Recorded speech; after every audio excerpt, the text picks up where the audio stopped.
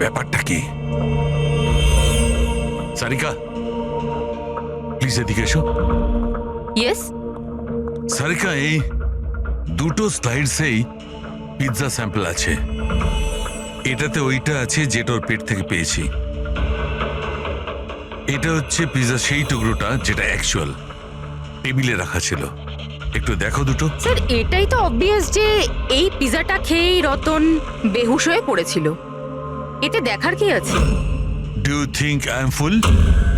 না না, আমি সেটা বলতে নাকি কোনো কারণ আছে তাই তো তোমাকে দেখাচ্ছি। প্লিজ দেখো না। Of course sir. Just sit. হ্যাঁ হ্যাঁ স্যার, দেখছি। অন্যটা দেখো।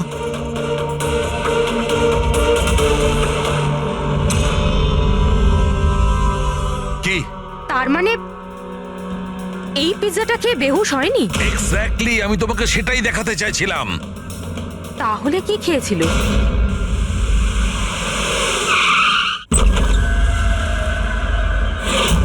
বিক্রম, বিক্রম, বিক্রম, এর কি হলো? এই বিক্রম, ফ্রেডি, তাড়াতাড়ি অ্যাম্বুলেন্সে ফোন করো। এই কোন জিনিসের দিকে ইশারা করছে? ফোনে? হ্যাঁ, কি আছে এই ফোনে? 5 মিনিটে অ্যাম্বুলেন্স আসছে। Good good good.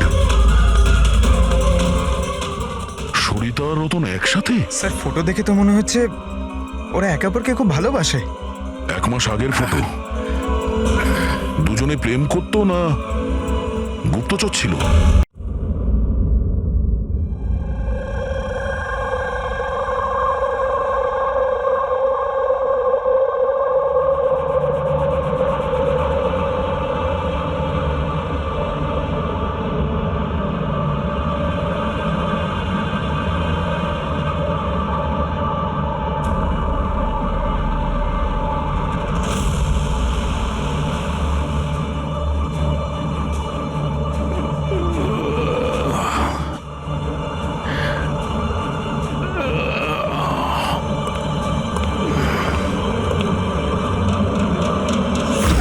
তুমি আমার রুমে কি করে ঢুকলে? তুমি হাউসকিপিং, এখন ম্যানেজারকে ফোন করে কাজ থেকে বার করে দেবো। সরি রতন স্যার, অ্যাকচুয়ালি আপনার রুমের ফায়ার অ্যালার্ম হঠাৎ করে বেজে উঠলো, তাই আমি দেখতে এলাম সব কিছু ঠিক আছে কিনা। আমি দরজাটা নক করেছিলাম কিন্তু আপনি হয়তো ঘুমোচ্ছিলেন তাই খুললেন না, ওই জন্য আমি মাস্টার কি ইউজ করে ভেতরে ঢুকলাম। Are you fine? হ্যাঁ ফাইন, গো।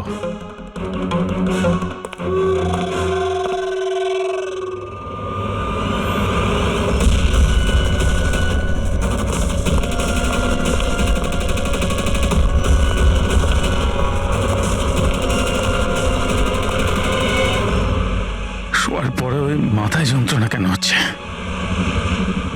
ডাবল শট কফি নিতে হবে একটা। হ্যাঁ আলিশা, কাজ হয়ে গেছে। Great job. এখন তাড়াতাড়ি ওখান থেকে বেরো। হোটেলের অ্যাকচুয়াল স্টাফ 5 মিনিটে ওখানে চলে আসবে। হ্যাঁ ঠিক আছে, আমি বেরিয়ে যাচ্ছি, by.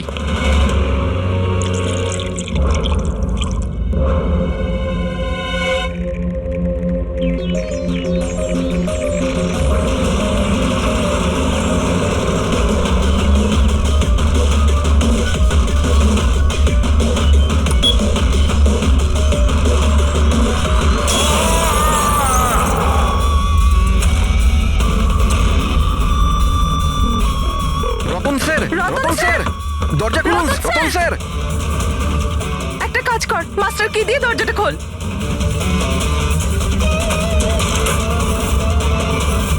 Ratan sir, Ratan sir. Ratan sir.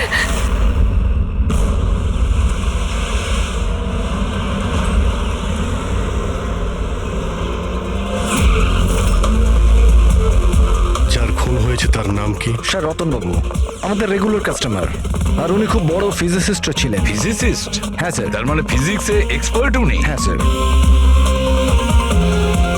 কটার সময় হয়েছে এসব? স্যার এই মোটামুটি সকাল 6:30টার সময়। দেখি সরে যান, সরে যান, সরে যান। সরে যান বলছি, প্লিজ সরে যান একটু।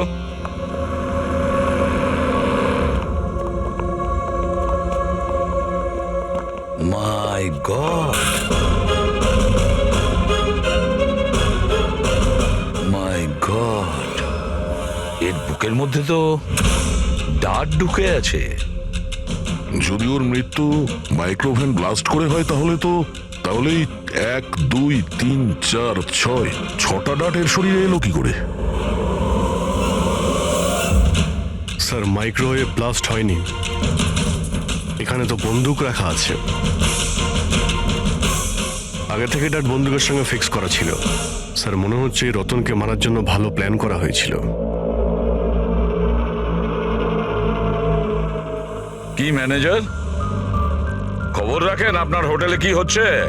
আপনার হোটেলের গেস্টকে কেউ মারার চেষ্টা করেছে মাইক্রোওয়েভে এই ডার্ট লাগিয়ে। স্যার আমি নিজেই সারপ্রাইজ যে এসব কি হচ্ছে। এখানে তোমার হোটেলের রুমে একটা মার্ডার হয়েছে, এর জবাবদিহি তো এই হোটেলকেই করতে হবে, আর তোমাকেও। কিন্তু স্যার আমায় এটা বলুন, আমরা আমাদের কাস্টমারদের কেন মারবো? জয়া জয়া তুমি বলো না স্যারদের। স্যারের চেক ইন করার আগে তুমি রুমটা ভালো করে দেখেছিলে না? হ্যাঁ স্যার। স্যার জিজ্ঞেস করুন নাকি। স্যার কাল রাত 11টার সময় উনি চেকিং করেছিলেন স্যার, আর 10:30টার সময় আমি নিজে চেক করেছিলাম সবকিছু ঠিক আছে কিনা, আর তখন মাইক্রোওভেনের ভেতর কোনো ডার্ট ছিল না স্যার।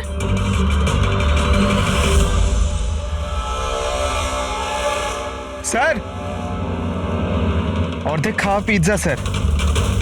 আরে এটা তো, আচ্ছা আপনাদের এখানে কি বাইরের খাবার অ্যালাউ করা হয়? অ্যালাউড তো সেভাবে নয়, কিন্তু রতন স্যার তো আমাদের রেগুলার কাস্টমার, তাই কোনো স্টাফ বোধহয় হতে পারে।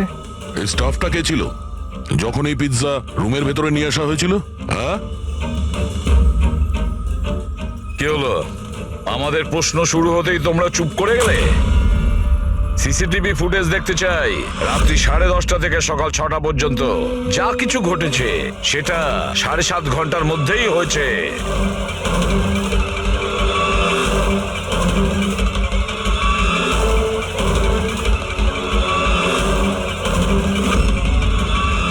ওই দেখো, 10:30টার সময় রতনবাবুর রুমে গিয়েছে, 11:15টায় বাইরে এসেছে, 15 মিনিট।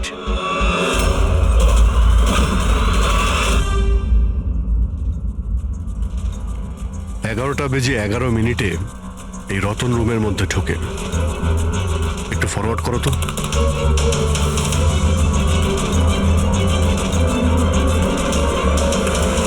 রাত্রি 11:30টার সময় এ এসেছিল রতনের সঙ্গে দেখা করতে।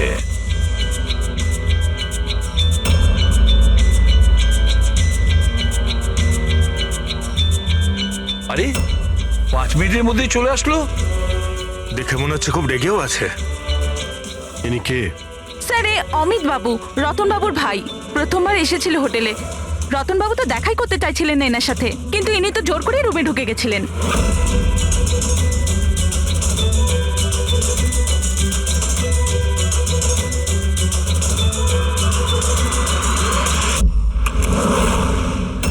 আচ্ছা, তার মানে এই পিৎজা এইভাবেই রুমের মধ্যে গিয়েছিল। ফরওয়ার্ড করো তো, ফরওয়ার্ড করো।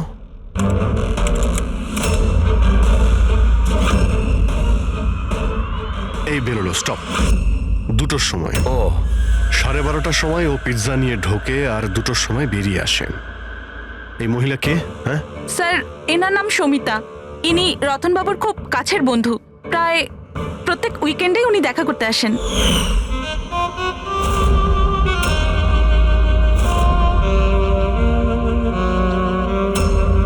সুমিতা খুব কাছের বন্ধু, রাত্রি 12:30টার সময় আসে পিৎজা নিয়ে। রতনকে শেষ কল কোনো সমিতা নামের মেয়ে করেছিল, আর তার আগে অমিত নামে কেউ। স্যার হ্যাঁ পঙ্কজ, 1 সেকেন্ড, এই পাসপোর্টটা দেখুন স্যার। এতে এই ক্যাম্বলির ভিসা লাগানো আছে। দ্বিতীয় এই বম্বে থেকে ক্যাম্বলি যাওয়ার টিকিট। ফটো তো ওরই, কিন্তু নাম রতন নয়, দিগ্বিজয় কুমার।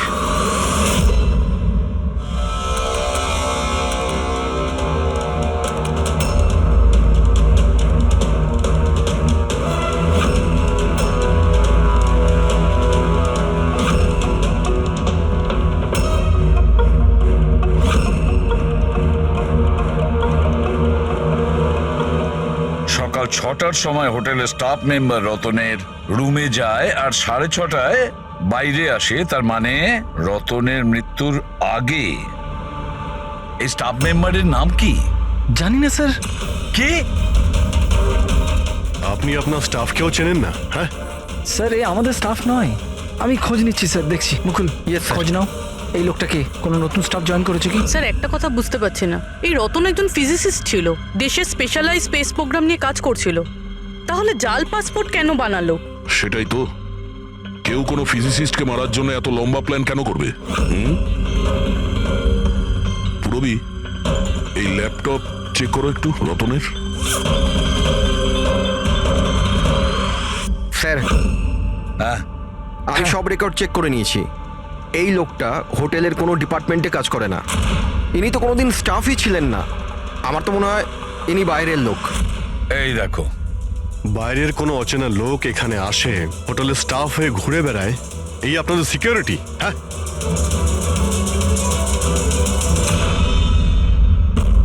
হ্যাঁ পুরবি, কিছু পেলে? হ্যাঁ স্যার, ল্যাপটপ হ্যাক করলাম যখন কিছু সিক্রেট ফাইল পেয়েছি, গুপ্ত ইনফরমেশন রয়েছে দেশের সুরক্ষা সংক্রান্ত। মাই গড, এটা কি? কি হলো? স্যার এই গুপ্ত ইনফরমেশন ও কাউকে বিক্রি করতে চাইছিল। এই দেখুন, এই ডিল রিলেটেড মেল পাঠিয়েছে কাউকে, এই দেখুন সব আছে।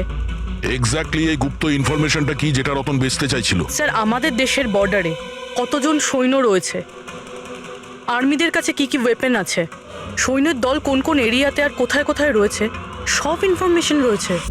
যদি এই ইনফরমেশন কোনো ভুল লোকের হাতে পড়ে যায় তাহলে দেশের সুরক্ষার ক্ষতি হতে পারে। কিন্তু স্যার এই মিলিটারির কনফিডেন্সিয়াল ফাইলও পেল কোথা থেকে? অবভিয়াসলি পঙ্কজ, কোনো সাধারণ লোকের কাছে তো এই ফাইল থাকবে না। এই ক্লাসিফাইড ফাইলস আর এই ডুপ্লিকেট পাসপোর্ট এর দিকেই ইশারা করছে যে এই রতন কোনো ফিজিসিস্ট ছিল না। এ কোনো শত্রু দেশের গুপ্তচর ছিল, যে নিজের কাজ করার পরে এই নকল পাসপোর্টের সাহায্যে দেশ ছেড়ে পালিয়ে যেত সারা জীবনের জন্য। স্যার এ তো অ্যাপ্রন খুলে ফেলে বাইরে বেরিয়ে যাচ্ছে। ফোনেও কথা বলছিল, মনে হয় ওর পার্টনার হবে। প্যাট্রিক, হোটেলের বাইরে যে কটা সিসিটিভি ক্যামেরা আছে সব কটা ফুটেজ চেক করো।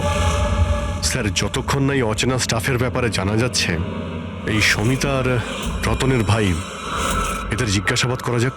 স্যার, হ্যাঁ দা, স্যার এই রতন হয়তো ফিজিসিস্ট ছিল না, কোনো শত্রু দেশের গুপ্তচর ছিল স্যার।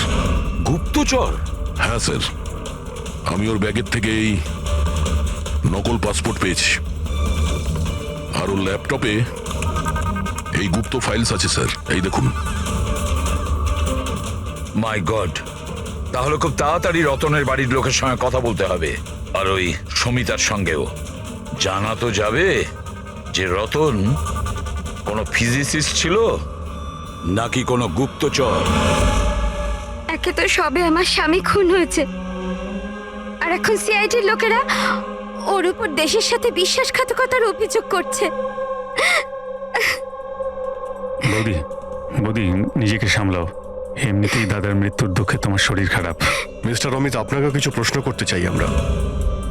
আপনারা একসঙ্গে একই বাড়িতে থাকেন, কিন্তু কাল রাতে আপনার দাদার পিছু পিছু হোটেল রুমে কি করতে গিয়েছিলেন? আমি পাঠিয়েছিলাম ওকে ওখানে। তুমি পাঠিয়েছিলে? কি জন্য? কারণ রতন দাদা পুরো প্রপার্টি নিজের নামে করে আমাদের বাড়ি থেকে বের করে দিতে চেয়েছিল। দলিলপত্রেও কিছু গন্ডগোল করেছিলেন উনি, আর নিজের ভাইয়ের ব্যাপারে তো কোনো চিন্তাই ওনার ছিল না। এই যে তুমি কি বলছো দিয়া? বৌদি প্লিজ। এইসব কথাগুলো তো বাড়িতেও হতে পারতো, তোমার হোটেলে যাওয়ার কি দরকার ছিল?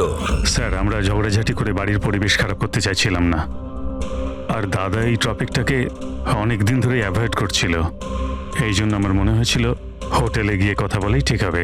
কিন্তু রুম থেকে তো তুমি খুব তাড়াতাড়ি চলে এসেছিলে, তার মধ্যেই সব কথা হয়ে যায়। স্যার হোটেলের ঘরেও আমি কথা বলতে পারিনি, দাদা খুব ঘুমের মধ্যে ছিল আর ক্লান্ত ছিল, সেজন্য খিটখিটে হয়ে গেছিল, সেজন্য আমি রাগে ওখান থেকে বেরিয়ে আসি। এই এত বড় বাড়ি থাকা সত্ত্বেও রতন হোটেলে গিয়ে থাকতো? হ্যাঁ স্যার, রতন খুবই ইন্ট্রোভার্ট ছিল। ও সবসময় একলাই থাকতে চাইতো, যাতে ওর কাজে ও আরো বেশি করে মন দিতে পারে। বাড়িতে থাকলেও ও প্রায় ওর ঘরেই থাকতো। রবি,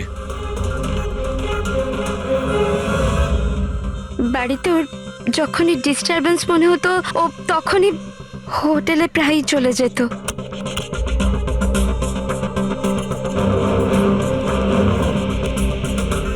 আচ্ছা এই সমিতাকে? সমিতা? প্লিজ কিছু করুন অফিসার। আমি সকালে মিসিং কমপ্লেন করেছিলাম, এখন সন্ধে হয়ে গেল, আমার স্ত্রীর কোথাও কোনো খোঁজ পাওয়া গেল না। জামাইবাবু প্লিজ রিল্যাক্স, সমিতা দিকে পাওয়া যাবে। কি সুমিতা দেবী নিখোঁজ? হ্যাঁ। আপনারা? আমরা সিআইডি থেকে আসছি। ভালো হয়েছে আপনারা এসে গেছেন, এরা তো কিছু করতে পারছে না। এবারে আপনারাই খোঁজ করুন, আমার স্ত্রী কোথায়? আমরা তো খোঁজ করবই, একটা খুন করে পালিয়েছে ও। কি?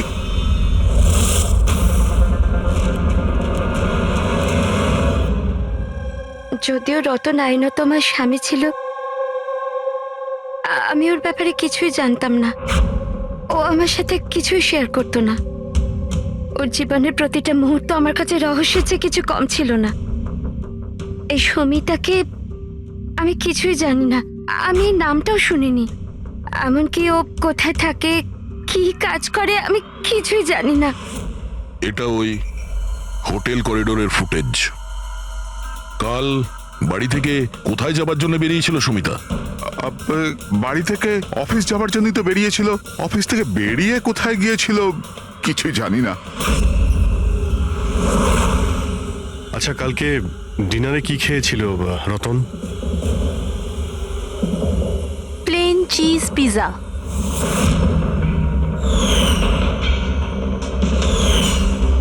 তাই না বৌদি? হ্যাঁ। প্লেন চিজ পিৎজা, অদ্ভুত ব্যাপার না অভিজিৎ? হোটেলেও পিৎজা আবার বাড়িতেও পিৎজা। দাদা হোটেলেও পিৎজা খেয়েছিল? একদমই ঠিক, সেই পিৎজা যেটা সমিতা নিয়ে এসেছিল। কিডন্যাপাররা ফোন করেছিল। সমিতাকে কিডন্যাপ করা সহজ নয়। আইবি টিমের লোকও ও সমস্তভাবে ট্রেন্ড যে কোনো বিপদ থেকে রক্ষা করবার জন্য। আইবি? আপনি আপনার দিদির রুমটা একটু দেখাবেন প্লিজ।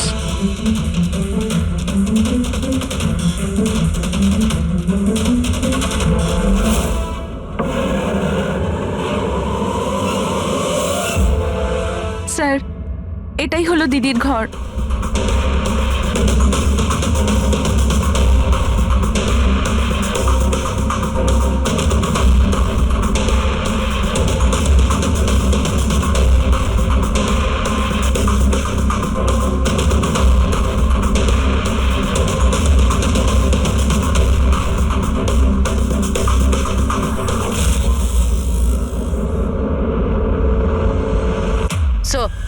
হ্যাঁ স্যার, একবার এদিকে আসবেন?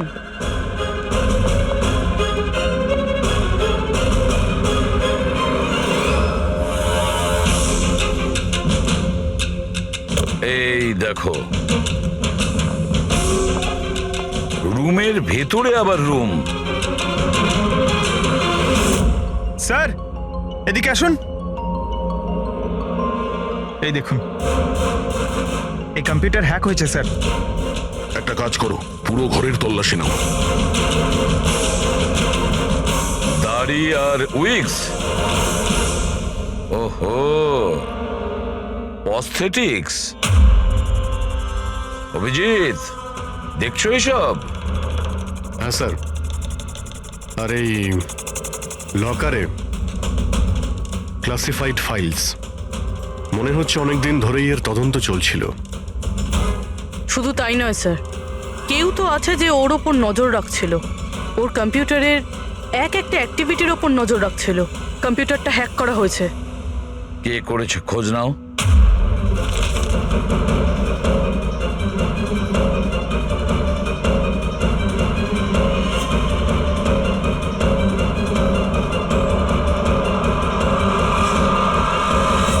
এবার কি বলবেন আপনারা এই ব্যাপারে?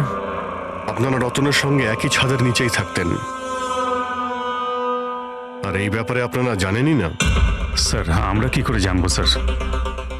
রতনদা তো নিজের ঘরে কাউকে ঢুকতেও দিত না। এমনকি স্যার কাজের লোক কেউ নয়, পরিষ্কারও স্যার উনি নিজেই করতেন। তাহলে ম্যাডাম আপনি আপনি কি বলতে চাইছেন? হ্যাঁ, এটা তো বেডরুমের ভেতরের ব্যাপার। স্যার আমি আপনাকে বললাম না,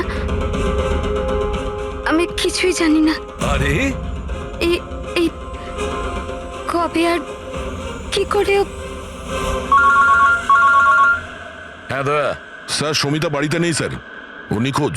আইবি বিউরোতে কাজ করে স্যার। স্যার আমরাও ল্যাপটপ চেক করেছি। পুরবী রতনের ল্যাপটপে যে ইনফরমেশনগুলো পেয়েছিল স্যার, ওই সমস্ত ইনফরমেশন এখানে সমিতার ল্যাপটপেও আছে। এই ইনফরমেশনটা লিক করে দেশ ছেড়ে পালিয়ে যাওয়ার চিন্তা ছিল। তাহলে দয়া এই সমিতা আইবিতে চাকরি করত, তার মানে দেশের সমস্ত তথ্য ওর কাছে আগে থেকে ছিল, যেগুলো ও রতনকে দিত আর রতন সেগুলোকে বিক্রি করত, আর দুজনেই এর থেকে রোজগার করত। হ্যাঁ স্যার, কিন্তু এইবার ও ডবল ক্রস করে দিয়েছে রতনকে।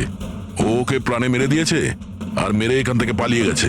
এই সমস্ত ইনফরমেশন জোগাড় করো আর ব্যুরোতে নিয়ে এসো।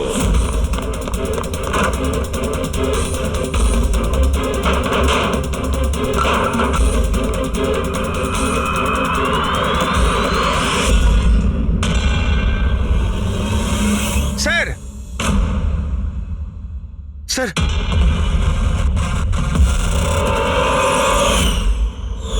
সমিতা?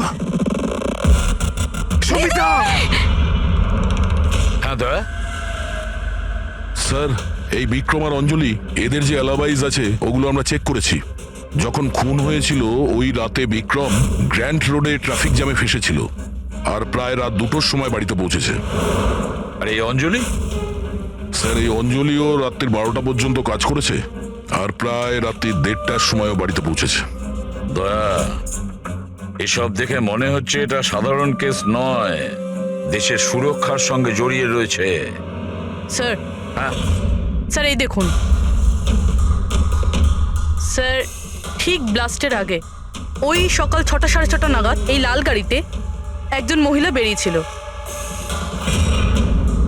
স্যার হ্যাঁ, ওই যে নকল হোটেল স্টাফটা ছিল না, ও তখনই বেরিয়েছে কিন্তু অন্য গেট থেকে। এই দেখুন। ও পুরবী, কটা নাগাদ গাড়ি এসেছিল? 6টা নাগাদ। বেরিয়েছে 6:30, মানে আধ ঘন্টা পরে। আচ্ছা ছবিটা একটু জুম করো তো, দেখি তো একটু। পুরবী, আমাদের ডেটাবেসে কিছু নাম আর ফেস আছে যারা দেশের ক্ষতি করতে পারে। এটা বেইমান আর গুপ্তচরের লিস্ট। এদের ফেসটা স্ক্যান করো আর ওদের সঙ্গে ম্যাচ করে দেখো।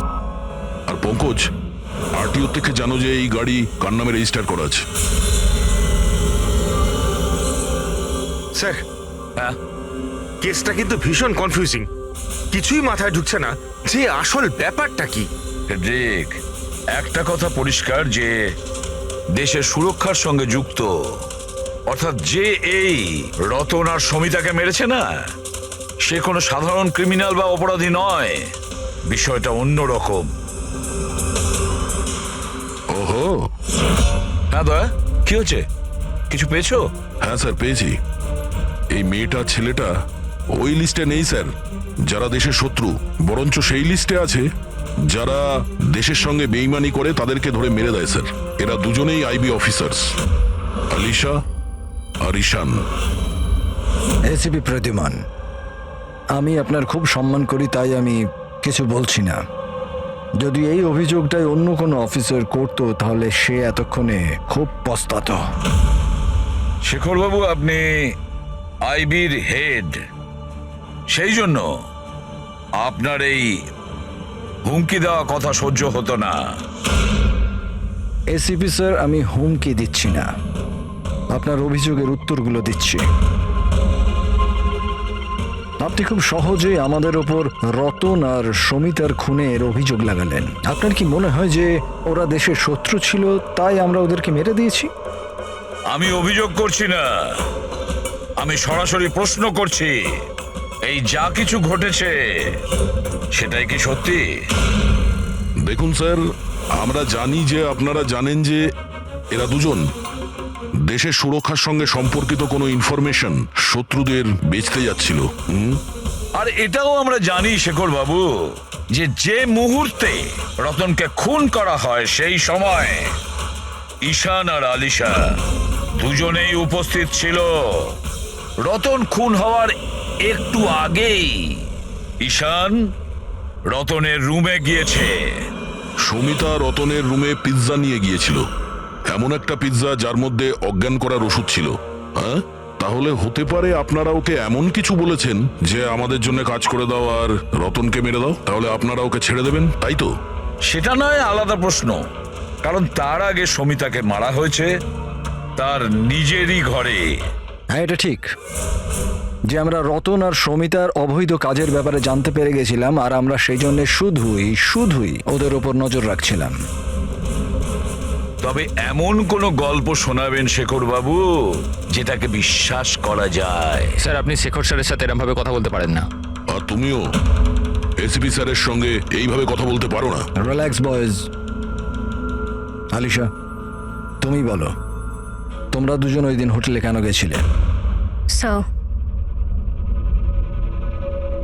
রতনের ল্যাপটপ থেকে সেসব ফাইলসের কপি বানাতে যেগুলো সেদিন শত্রু দেশকে ইমেল করা হয়েছিল, যাতে আমরা এটা জানতে পারি যে আমাদের কোন কোন গুপ্ত ইনফরমেশন ওদের কাছে পৌঁছে গেছে।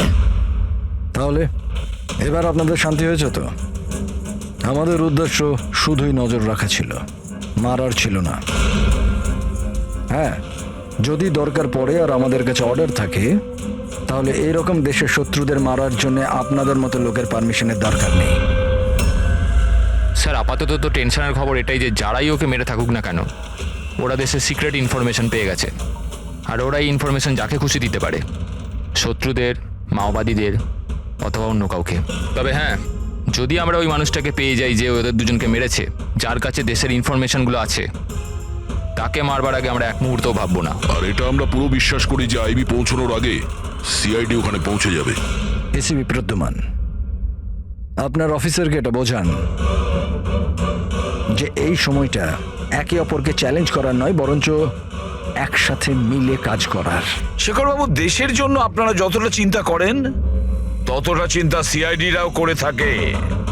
তবে একটা কথা মনে রাখবেন, যতক্ষণ না এই কেসটা সলভ হচ্ছে ততক্ষণ আপনারা ওই বেঈমানের কাছে পৌঁছতে পারবেন না। সুমিতা ওই বিশেষ ইনফরমেশনটা লিক করে রতনকে দিয়েছিল, আর রতন ওই ইনফরমেশনটা কাউকে বিক্রি করতে যাচ্ছিল। কিন্তু তার আগেই রতন তার বেঈমানির কাজটা শেষ করে ফেলুক, কেউ সমিতাকে রতনকে খুন করার প্ল্যানে অংশীদার করে নেয়। আর ওটা যদি ঈশান না হয়, তাহলে যেই হোক স্যার ওকে খুব তাড়াতাড়ি খুঁজে বার করতে হবে, আর ওই সমিতাকেও মেরেছে। হ্যাঁ বলো সালুকে। কি কি সালুকে, আবার কি নতুন শুরু করলে? কেন? যখন আমরা নিজেদের চোখে ওই সিসিটিভি ফুটেজে দেখলাম রাত্রি 12:30টার সময় সমিতা ওই হোটেলে ছিল, আর তুমি বলছো যে ওটা সমিতা ছিল না, তাহলে ওটা কে ছিল? রতনের মৃত্যু কি করে হয়েছে? রতনের মৃত্যু হয়েছে বিষের কারণে। ওই যে ডাটটা আমরা রতনের বডি থেকে পেয়েছিলাম, তাতে এত ভয়ঙ্কর বিষ লাগানো ছিল যে সেকেন্ডেই রতনের মৃত্যু হয়েছে। আর স্যার, পয়েন্ট নাম্বার 2, এই মাইক্রোওয়েভে ডার্ট ফিক্স করার জন্য খুনি অনেক সময় পেয়েছে, কারণ এই ওষুধ মেশানো পিৎজা খাওয়ার জন্য ও একেবারে বেহুশ হয়ে পড়েছিল। বস, যে নেশার ওষুধটা পিৎজা পাওয়া গেছিল, সেই নেশার ওষুধটা আমরা রতনের পেটে পেয়েছি। হ্যাঁ, পুরো ইনগ্রেডিয়েন্টসটা আমরা ভালো করে চেক করতে পারিনি, কিন্তু ঠিক আছে সালুকে, আমি সবকিছু মেনে নিলাম। আগে এটা বলো, এই সব কিছুর পেছনে সমিতার ওখানে হোটেলে থাকা না থাকার কি কানেকশন আছে? সেটাই বলছি বস। ও ডায়াবেটিসের পেশেন্ট ছিল, সুগারের পেশেন্ট। ওই মহিলার মৃত্যু হয়েছে কোনো ভেজাল দেওয়া ইনসুলিনের কারণে। আর সব থেকে ইম্পর্টেন্ট ব্যাপার, ওই মেয়েটির মৃত্যুর সময় রাত 10টা থেকে 12টার মধ্যে। কি? এক্স্যাক্টলি। এই 12টার মধ্যে যদি ও মারা গিয়ে থাকে, 12:30টার সময় ওকে হোটেলে কি করে দেখতে পাওয়া গেল? স্যার, যদি সুমিতা রতনকে না মারে আর অমিত, ঈশান আর আলিশাও যদি না মারে, তাহলে রতনকে মারলো কে? আর ওই ফুটেজে যে মেয়েটাকে আমরা দেখেছিলাম, ও যদি সুমিতা না হয় তাহলে আর কে ছিল? সমিতা। এসিপি স্যার, আপনি বোধহয় এটা জানেন না যে আমি কত বড় টেনশনে আছি। যদি ওই খুনি ধরা না পড়ে যে রতন আর সমিতাকে মেরেছে, তাহলে দেশ কত বড় বিপদে পড়তে পারে সেটা আপনি বুঝতে পারছেন না। আমি খুব ভালো রকম জানি শেখর বাবু, খুব ভালো রকম জানি, কিন্তু একটা কথা মনে রাখবেন, দেশের কোনো ক্ষতি আমি হতে দেব না। তার আগেই আমরা খুনিকে ধরে ফেলবো। স্যার, ওই খুনির আইডেন্টিটি আমরা সেখান থেকে পেতে পারি যেখান থেকে ওরা একে অপরকে মেল করেছিল।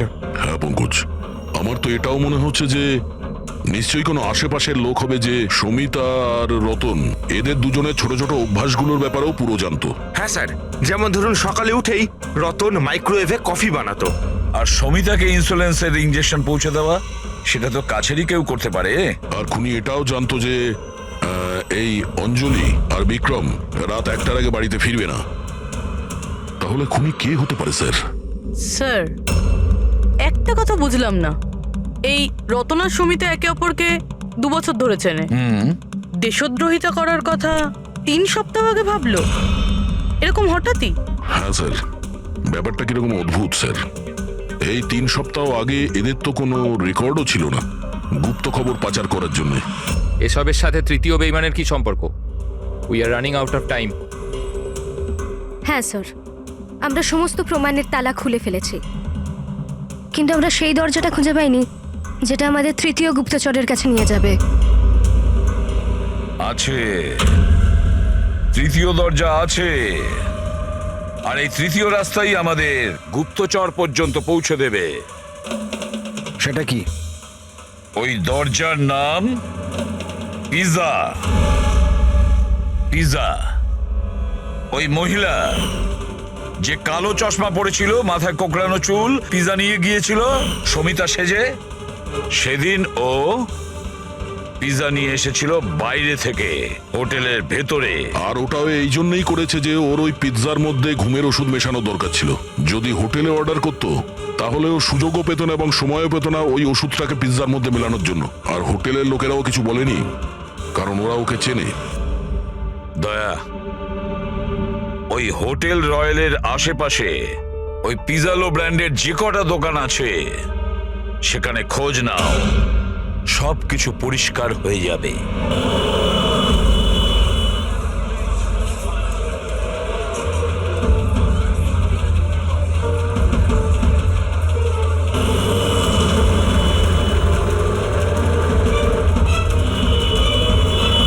হ্যাঁ স্যার, কাল রাত 12:15টার সময় কেউ তো একজন এসেছিল পিৎজা নিতে, কিন্তু কোনো মেয়ে তো আসেনি, একটা ছেলে এসেছিল। এদের দুজনের মধ্যে কেউ ছিল? হ্যাঁ স্যার, এই ছেলেটা বিক্রম।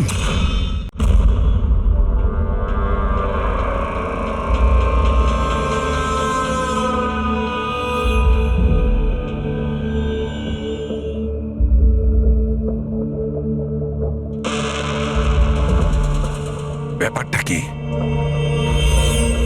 সারিকা, প্লিজ এদিকে এসো। ইয়েস। সারিকা, এই দুটো স্লাইডসেই পিৎজা স্যাম্পল আছে। এটাতে ওইটা আছে যেটা ওর পেট থেকে পেয়েছি। এটা হচ্ছে পিৎজা সেই টুকরোটা যেটা অ্যাকচুয়াল টেবিলে রাখা ছিল। একটু দেখো দুটো। স্যার, এটাই তো অবভিয়াস যে এই পিজাটা খেয়েই রতন বেহুশ হয়ে পড়েছিল। এতে দেখার কি আছে? Do you think I am fool? না না, আমি সেটা বলতে নাকি কোনো কারণ আছে তাই তো তোমাকে দেখাচ্ছি। প্লিজ দেখো না। Sir, just sit. হ্যাঁ হ্যাঁ স্যার, দেখছি। অন্যটা দেখো।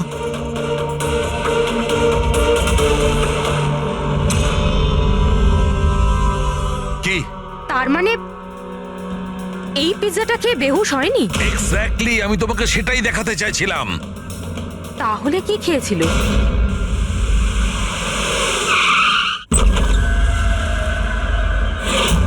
বিক্রম, বিক্রম, বিক্রম, এর কি হলো? এই বিক্রম, ফ্রেডি, তাড়াতাড়ি অ্যাম্বুলেন্সে ফোন করো। এ কোন জিনিসের দিকে ইশারা করছে? ফোনে? হ্যাঁ, কি আছে এই ফোনে? 5 মিনিট অ্যাম্বুলেন্স আসছে। Good good good. সরিতা আর রতন একসাথে? স্যার ফটো দেখে তো মনে হচ্ছে ওরা একে অপরকে খুব ভালোবাসে। 1 মাস আগের ফটো। দুজনে প্রেম করতো না গুপ্তচর ছিল?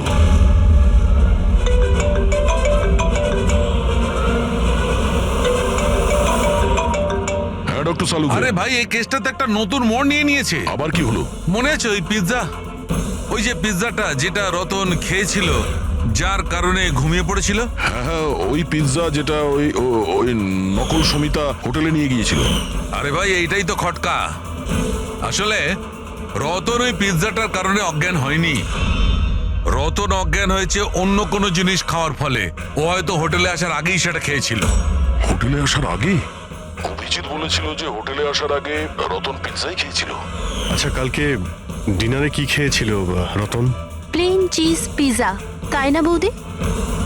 হ্যাঁ।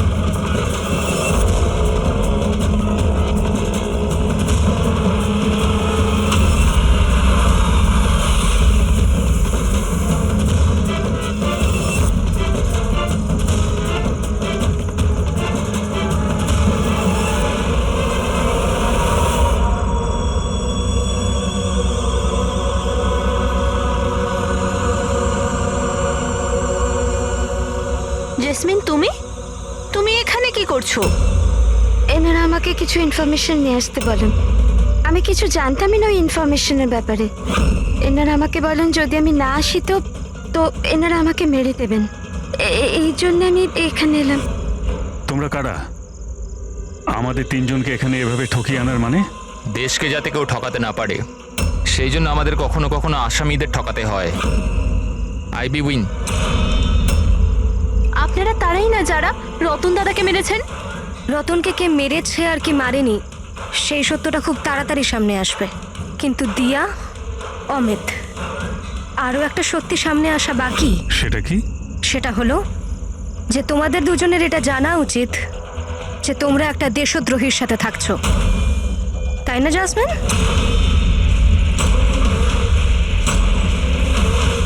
ও হোয়াট ননসেন্স! তোমরা আমাকে দেশদ্রোহী বলছো? রতনকে অজ্ঞান করার খাবারটা তুমিই খাইয়েছিলে তো, যেটার জন্য ও পরে মরে গেল। এবার এতেই তোমার ভালো হবে যে তুমি তাড়াতাড়ি নিজের অপরাধ স্বীকার করে নাও। কি বলছো তোমরা? আমি এসব কিছুই করিনি। কোন অজ্ঞান করার ওষুধ? আমি আমার স্বামীকে কেন মারবো? হ্যাঁ, কেন আমি ওকে অজ্ঞান করার ওষুধ দেব? অমিত, তুমি কেন চুপ করে আছো? হ্যাঁ, তুমি তো সেদিন আমার সাথেই ছিলে যখন আমি রতনকে খেতে দিয়েছিলাম। তাহলে তুমি কেন কিছু বলছো না? চুপ করে আছো কেন? কিছু বলো না। সমস্ত চেষ্টা ব্যর্থ তোমার। নিজের দেওরের কাছ থেকে সত্যি কথা বলানোর চেষ্টা করো না, কারণ ওর মুখ খুলবেই না। এই সমস্ত প্ল্যানটা ওই করেছে। বিক্রমকে চেনো? কে বিক্রম?